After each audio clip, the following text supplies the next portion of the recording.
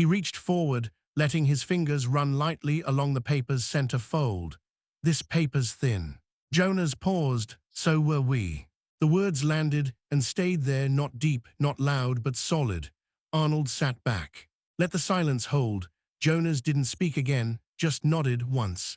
The kind of nod that wasn't agreement, just survival. He folded the paper with care, edges trembling slightly, and slipped it back into the wallet. Their food sat cooling between them. Arnold picked up his cocoa, took a sip, then slid the cup slightly toward the middle of the table. "Mine's all foam now," he said. "Yours still has heat." Jonas didn't smile, but he didn't look away. The elevator let out a quiet chime, soft, out of place in a building like this. Arnold stepped out first. Jonas followed a few steps behind, moving as if the hallway floor might shift beneath him. The corridor smelled of bleach and something faintly floral, the kind of cleanliness that only covered, never erased. Room 412. Arnold tapped the key card and pushed the door open. The suite was modest, a single bed. Clean sheets, a narrow desk. The lamp by the window hummed faintly. Jonas walked in slowly. His eyes scanned the room, then settled on the chair near the corner, angled just slightly away from the bed, as if someone once sat there waiting for an answer that never came. Arnold set down a fresh towel on the dresser. "Bathroom's clean, water's hot." Jonas gave a small nod, then reached to unbutton his coat. The motion was automatic, but unsteady, fingers slow, one sleeve resisting. He walked into the bathroom, the door closing with a soft latch. Alone, Arnold took the coat from the edge of the bed. It was heavier than it looked, stiff with damp. He hung it on the wall hook near the closet. As he adjusted the collar, the lining pulled back slightly. There, near the inside seam, a tear, not large but enough. A slip of paper jutted out.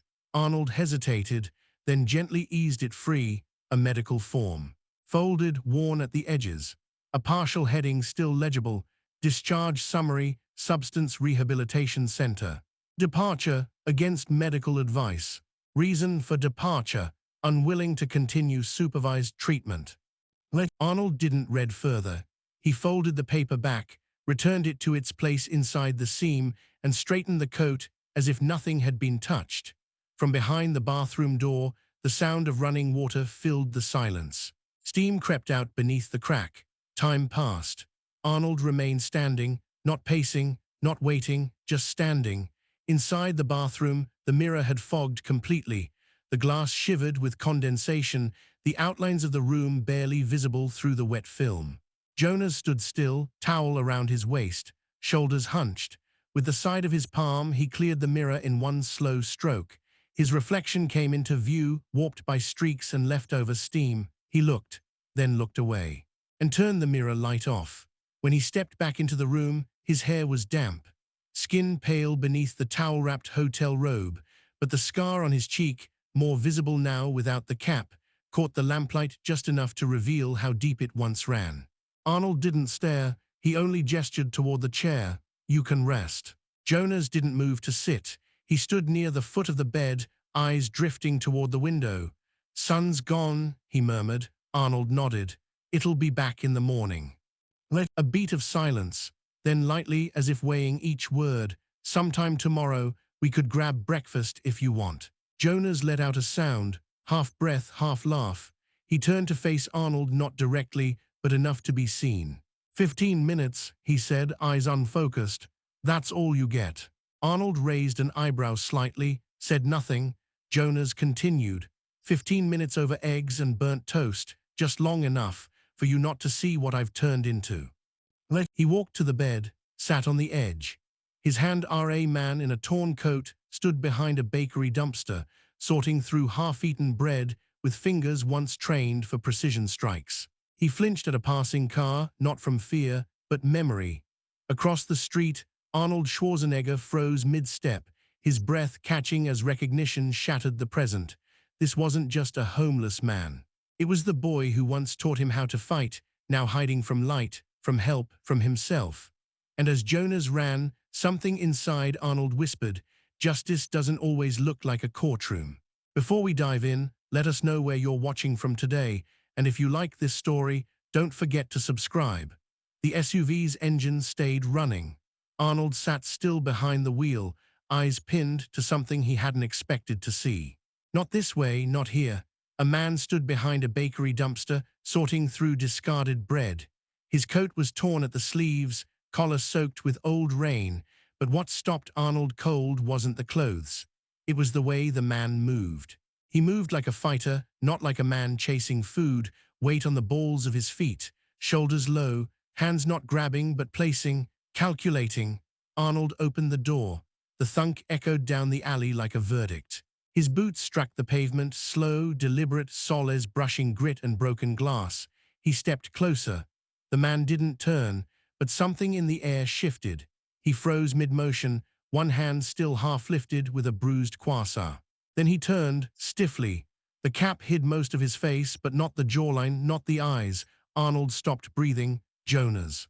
No reply, just a faint, flickering smile, and then Jonas ran. Not with the speed of youth, but the urgency of someone who had disappeared once and survived it.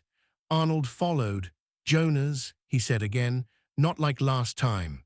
The chase slid into the alley, cracked walls, rusted pipes. A flickering neon beer sign 3 stories up, buzzing like a wound that wouldn't close. Jonas darted left, feet scraping across concrete. A bin toppled behind him, bottles clattered, shattered. He didn't look back. Arnold's stride lengthened, controlled, his breath steady but heavy. Jonas reached the sidewalk. A street lamp sputtered above. His foot clipped the curb. One misstep, his body folded, not from force but surrender. Arnold stopped short. Jonas was on the ground, one shoulder against the lamppost, legs bent awkwardly, breathing loud. He didn't speak, just pulled his knees in, hands trembling. Arnold didn't move in, not yet. He knelt nearby, watching, quietly. Like a man waiting for a storm to pass, but still standing outside. Jonas stayed folded. His breath began to calm. The silence stretched. A car rolled by, headlights flaring. The beam caught Jonas full on. He turned away too late. The light slid across his face, and in that instant Arnold saw it. A scar, jagged, pale, not born of youth, not from the dojo floor, something else. Arnold's voice was low, barely more than wind. "We're not kids anymore, Jonas." Jonas didn't answer, but his shoulders rose, fell, another silence. Then Arnold stood. "There's room in the car." No lecture, no sympathy, just the offer. Jonas finally looked up, not with emotion, but with absence. Like staring through a window at a house you once lived in. He said nothing, but he rose. Arnold turned first. Jonas followed. Neither spoke, neither looked back. The bell above the door gave a dull rattle. Arnold stepped in first, brushing past the hanging bead curtain that clicked faintly behind him. The place smelled of scorched sausage ends, overboiled milk, and memories better left warm than accurate. Jonas lingered just past the threshold. The windows were stained amber with time. The posters behind the counter hadn't changed, snowy alpine cabins, schnitzels no one had ordered in years. In the far corner, beneath a flickering fluorescent tube, their old booth waited, cracked vinyl cushions, one side always sinking slightly lower than the other. Arnold said nothing, just nodded once toward it. Jonas followed, slow, as if uncertain the space would still accept him. They sat, across from each other. The waitress arrived wordlessly. Her face was older, but the name tag still read Betty. 2 bratwursts, extra char, Arnold said. And cocoa, with the marshmallow bits. She raised an eyebrow, almost smiled. Haven't had that order in years. Jonas didn't look up. When she walked away, Arnold's eyes lingered on him. The strudel's gone, he said, voice quiet. Guess it finally gave up pretending. Jonas exhaled lightly. Nothing more. Plates clattered in the kitchen. The fryer hissed. Somewhere behind them, a coffee pot clicked into its base. Their food came quickly, burnt at the edges, bread over-toasted. Marshmallows already softening into white foam. Jonas reached for his spoon. His fingers shook. It slipped, clinked, fell. The metal spun once on the tile floor before settling. Across the counter, Betty glanced over. Then looked away, as if she'd seen this before, too many times. Jonas bent to retrieve it, but Arnold was already there. He wiped it off with a napkin and placed it down, said nothing. For a long moment, neither moved. Arnold finally broke the silence. "Smell still makes you wince," he said. Just like in 70, you always hated burnt edges. Jonas gave a quiet exhale, a thin crack of recognition in a wall not yet lowered. Then slowly he reached into his coat. His movement was cautious, not out of fear but reverence. He pulled out a worn leather wallet, edges frayed, and from it, a folded, yellowing paper. He laid it on the table with both hands, smoothing it flat. The creases were deep. At one corner, a blurred fingerprint had melted part of the ink, distorting the first S in Schwarzenegger. Arnold read the blocky handwriting. Faded blue pen, Schwarzenegger and Jonas, we will teach the world karate. No fear, no quitting, only forward. At the bottom, in a curl of red ink, Betty, witness. Jonas looked up. Only thing I've kept, he said, voice dry. Besides what you saw. Arnold didn't answer right away, rested on the blanket, gripping it without tension like it was the only solid thing left. Arnold didn't challenge the words. He simply stepped back toward the door. I'll be outside.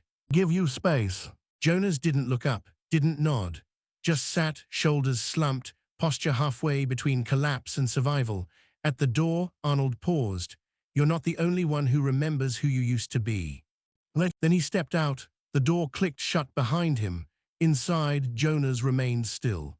The lamp buzzed softly. The mirror in the bathroom cooled in silence. On the wall, the coat hung heavy, untouched, but no longer hiding.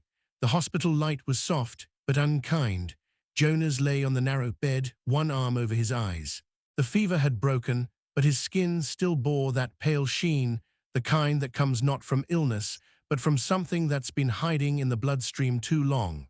The IV drip ticked. Outside, the hallway held the hush of late night, the quiet that isn't peace, just exhaustion.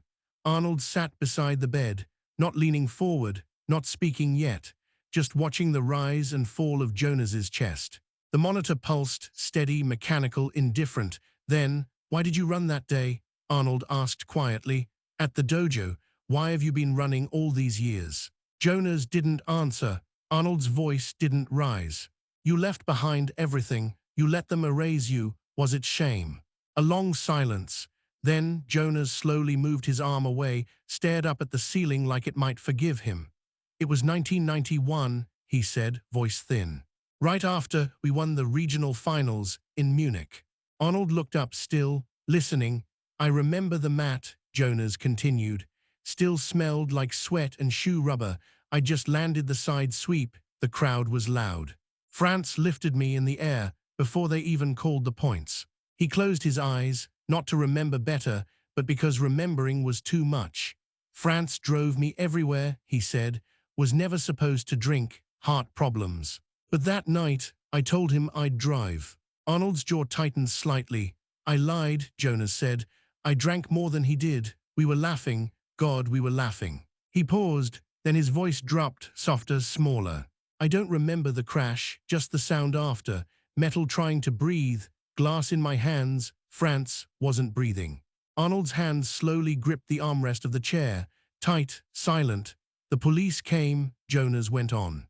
But so did the Federation, Coach Mueller.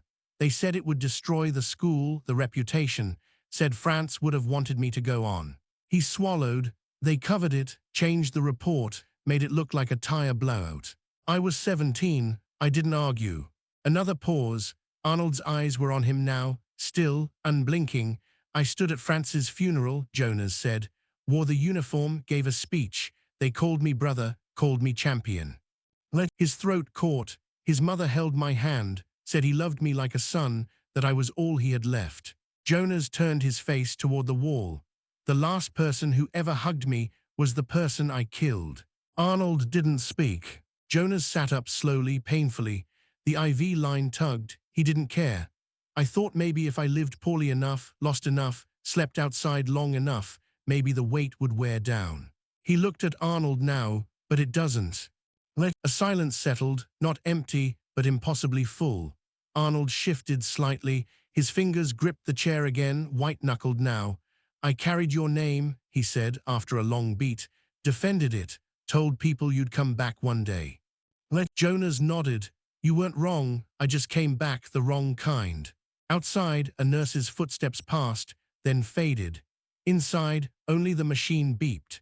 and the sound of two old warriors realizing no medal could undo one truth.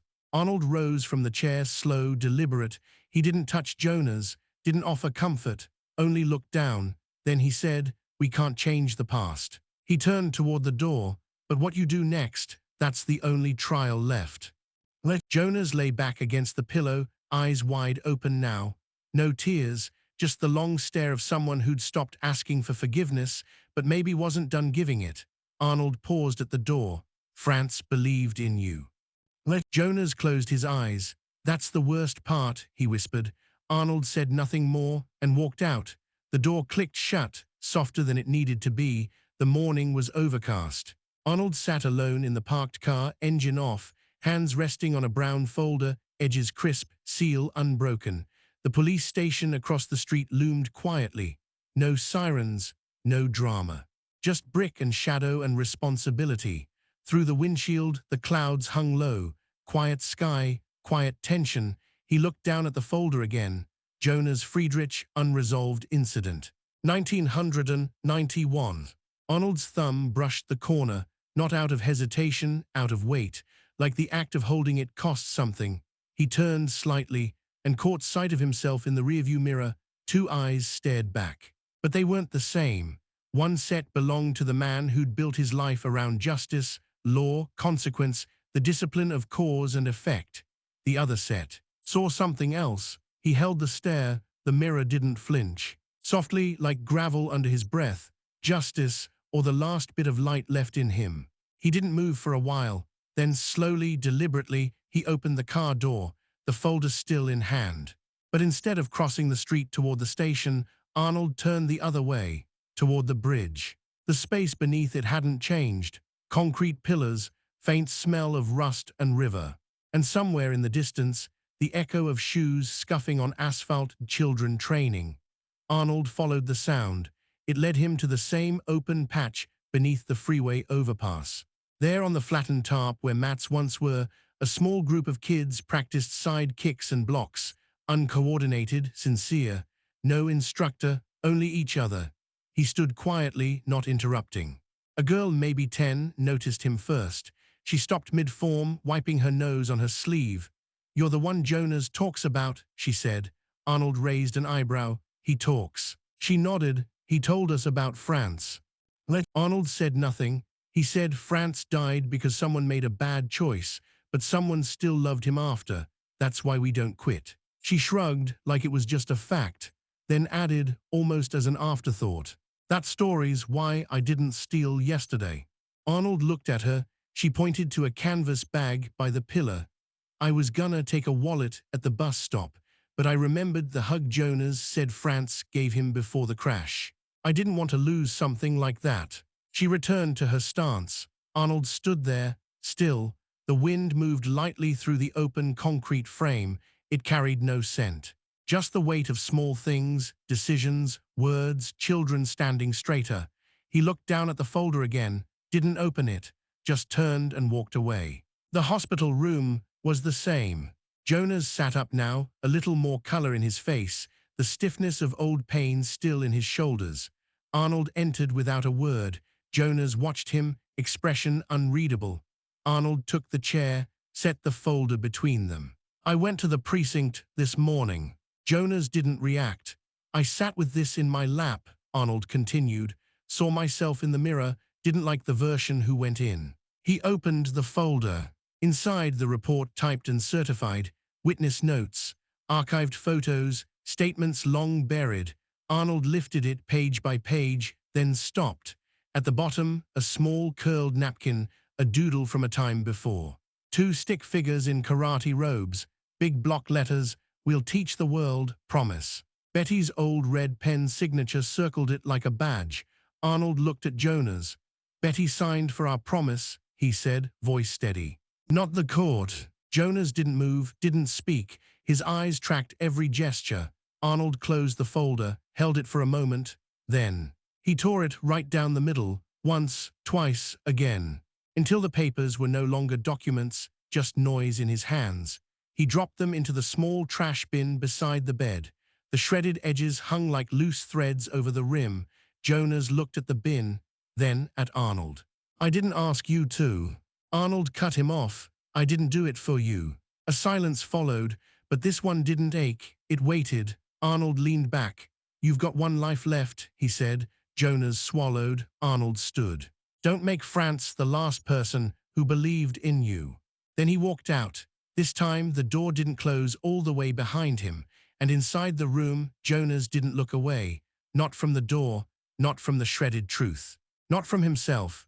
The door creaked open. Arnold stepped aside, letting Jonas enter first. He didn't speak, didn't gesture, just waited. The apartment was small, 2 rooms, both bathed in the pale gold of late afternoon light. Dust floated in the beams like something too shy to settle. The walls were bare, except for a corkboard tacked with folded papers, and one framed photo, children in mismatched uniforms, smiling with chipped teeth and bent elbows. Jonas said nothing. He stepped in slowly, hands in his coat pockets, eyes scanning the quiet space. This is for volunteers, Arnold said, teaching self-defense, discipline. Some stay a few months, some never leave. He crossed to the small wooden chair by the window. On it lay an old gi, white, creased, the collar still stiff from too many washes and too few uses. He didn't lift it, just rested a hand on it. Like a name spoken without sound, Jonas remained near the door. He hadn't removed his shoes. Arnold turned back toward him, one eyebrow raised slightly. You're not a ghost, Jonas. Jonas looked down, then up, then away. Through the window behind Arnold, the narrow training yard was visible, concrete marked with chalk lines, a rusted pole used for stretching, and beside it, a young boy practicing footwork. His steps were unsteady but focused. He jabbed at the air, missed, tried again. Then he noticed them.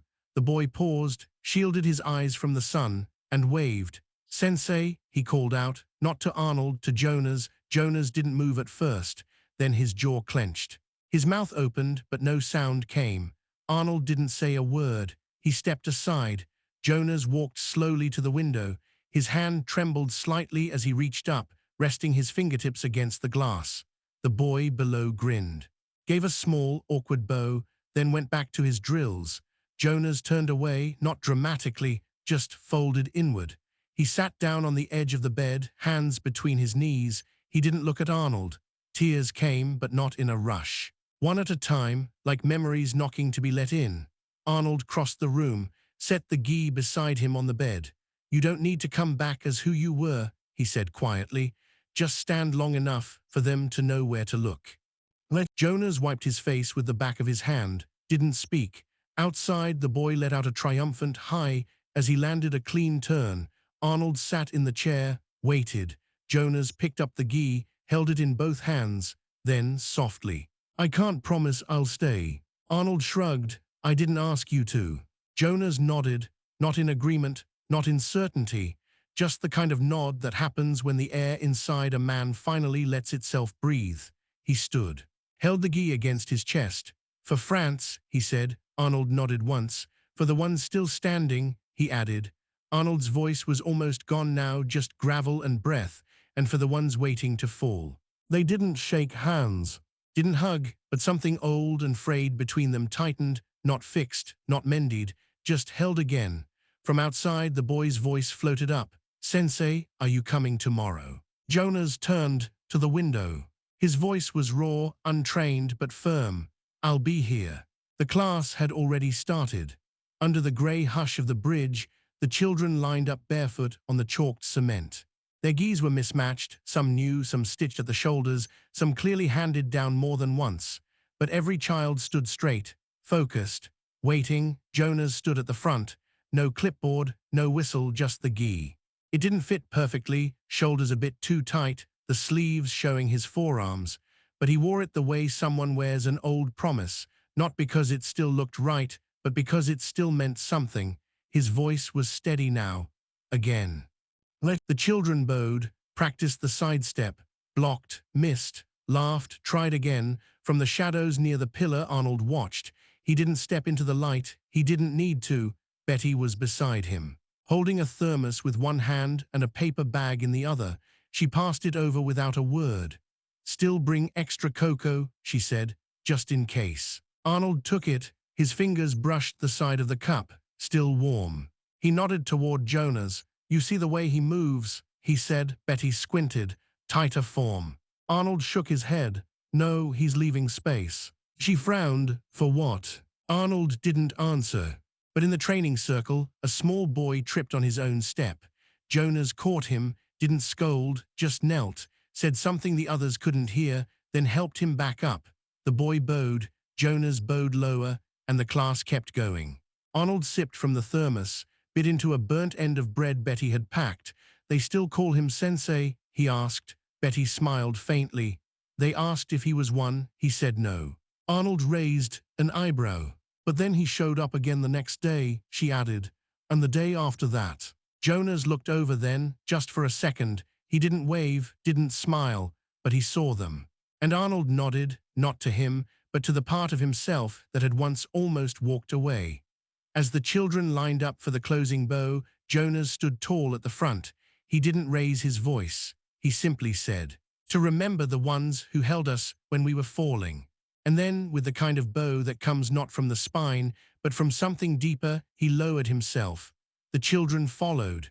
The bridge held its breath. No applause, no music. Just the sound of gravel shifting under small feet, of chalk being smeared, of a thread passed, not tied, not forced, just released into steadier hands. Arnold turned to leave. He didn't look back, but his shadow did.